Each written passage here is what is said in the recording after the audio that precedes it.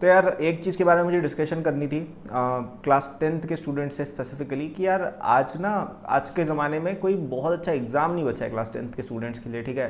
You can call it may be a rant, you can call it may be a request to authorities कि एक कोई exam introduce होना चाहिए जो class 10th के लिए बहुत अप्रोप्रिएट हो। क्योंकि देखो पहले क्या होता था कि एक्चुअली 10th और 11th दोनों की प्रॉब्लम हो गई है। पहले क्या था, आपके पास हर क्लास में एक बहुत अच्छा एग्जाम प्रेजेंट था। 9th क्लास में आपका IJSO आ जाता था, जो आज भी बहुत अच्छा एग्जाम है, रिलेवेंट भी है। लेकिन अगेन आई थिंक IJSO एक ऐसा एग्जाम है जो हर बच्चे की रीच का एग्जाम नहीं है, वो थोड़ा डिफिकल्ट एग्जाम है, राइट। हर बच्चा IJSO नहीं कर सकता है।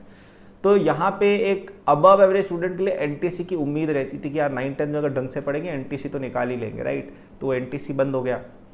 फिर 11th क्लास में KVPY भी अपना रहता था, ऐसे स्ट्रीम वाला, वो भी अब बंद हो गया। बहुत ही अच्छा एग्जाम था। अब KVPY एग्जाम का पेपर आप डाउनलोड करिए, 10th क्लास और 11th क्लास के बच्चे के लिए बिल्कुल अप्रोप्रिएट एग्जाम है वो। बहुत ज़्यादा कोई डिफिकल्ट भी नहीं है, बहुत ज़्यादा सिंपल भी नहीं है। It's a very good exam, it use to be a very good exam, right.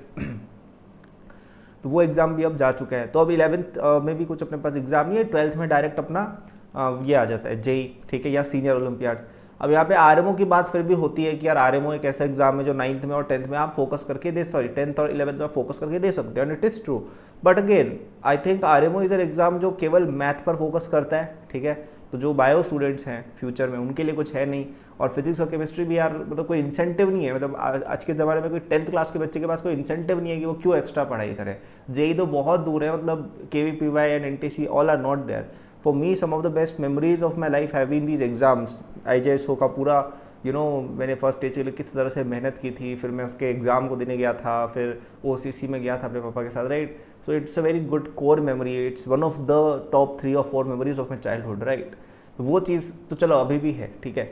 10th class 11th class में NTSC मुझे याद है, अजमेर में मेरा सेंटर था, इट्स गॉन। 11th में KVPY के लिए जोधपुर गए थे हम लोग, वो भी एग्ज़ाम ख़त्म हो गया। So there is no incentive here.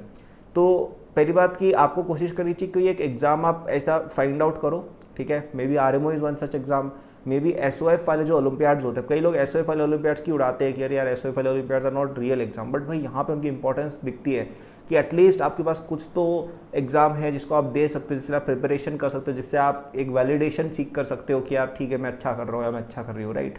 So SOF वाले Olympiads you can aim for, maybe senior Olympiads you can aim for, maybe the junior astronomy और astronomy Olympiad में भी I think अब 2 मेरिट लिस्ट बनती है, 11th एंड बिलो वाले students के लिए। So maybe you can aim for that merit list, that is one exam जहाँ पे आपकी फिजिक्स कवर हो जाएगी काफ़ी हद तक JEE की, right.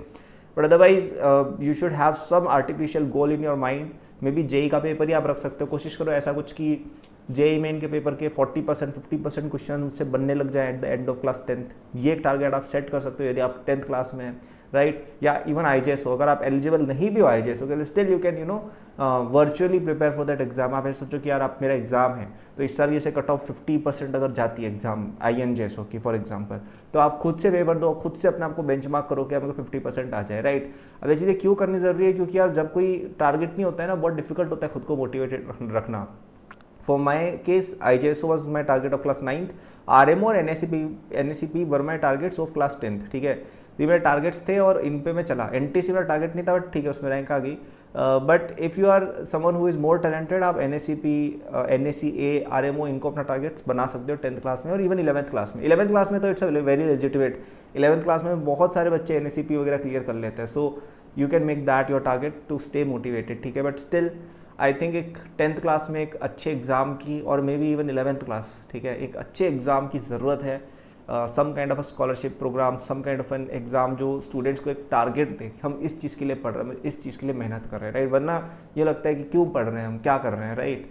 So yeah that was the video. अगर आपको और हेल्प चाहिए अपनी JEE प्रेप में, today is the last date to get my JEE 27 course for just ₹3000 using the first link in description. तो जाके उस पर आप चेक करिए। और इस कोर्स में आपके सारे ओलंपियाड्स कवर्ड है, जितने भी 9-10 में पॉसिबल आप सोच सकते हो, RMO, IJS और 11-12 के भी कई सारे टॉपिक्स कवर्ड हैं। तो आप 11-12 में जाओगे उससे पहले आप बहुत अच्छे बन जाओगे। So may be you can make this course your target कि यार ये चीज़ मुझसे पूरी होनी चाहिए before I enter class 11th। आप ये भी कर लोगे ना, आप बहुत बड़े टॉपर बन जाओगे। क्योंकि ये कोर्स पूरा मैंने खुद करिकुलम डिज़ाइन किया, कई चीज़ें मैंने खुद पढ़ाई है, क्योंकि आई नो कि एक स्टूडेंट को क्या आना चाहिए 11th से पहले to be a very good ranker, और वो सब इसमें इंक्लूडेड है। So yeah that was the video. Thank for watching. Like subscribe कर देना। नीचे मेरे शॉर्ट नोट्स और बहुत सारी अच्छी अच्छी चीज़ें पड़ी, आप देख सकते हो। Good luck, all the best.